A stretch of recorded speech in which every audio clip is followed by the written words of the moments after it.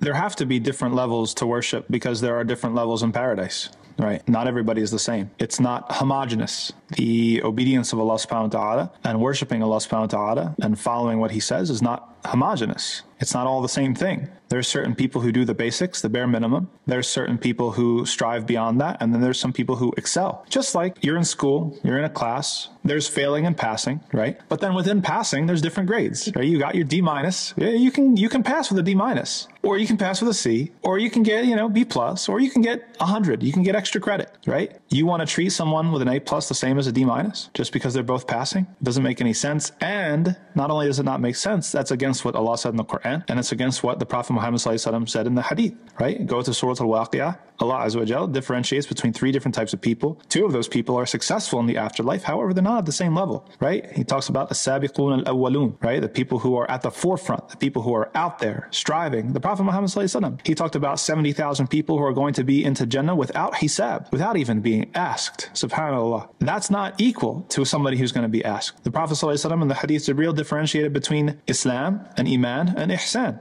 right? So we have to slow your roll, right? We have to pump the brakes when some people, they think in categories, they think categorically, and they think oppositionally, and they're ready to bite when it comes to, they're almost like they're triggered when it comes to certain things that they hear. They might assume, well, this comes from this group, or this is Sufi stuff, or this comes from this. Slow down. What did Allah say in the Quran? What did the Prophet Muhammad say in the Hadith, right? And you need to know, because if you don't know, then you're going to end up rejecting something that Allah subhanahu wa ta'ala said, or an idea that Allah subhanahu wa ta'ala introduced. You're going to end up rejecting something the Prophet Muhammad said in the Hadith. Why?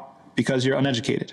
And because you put yourself in a situation where you made a judgment about something, you didn't have any knowledge about it, right? So everybody has to be cautious and be careful. Don't reject things out of hand. Something seems like it's from this group or that group or the other group. Take it easy. Investigate. If you don't know, what did Allah say in the Quran is the solution? Ask those who do know, right? And don't go assuming things, because you're going to end up getting yourself in trouble. You're going to end up reacting to something, thinking that it's falsehood. It's actually the truth. Shock, shock, surprise, surprise. You're going to land in bigger trouble just out of an antagonistic reaction.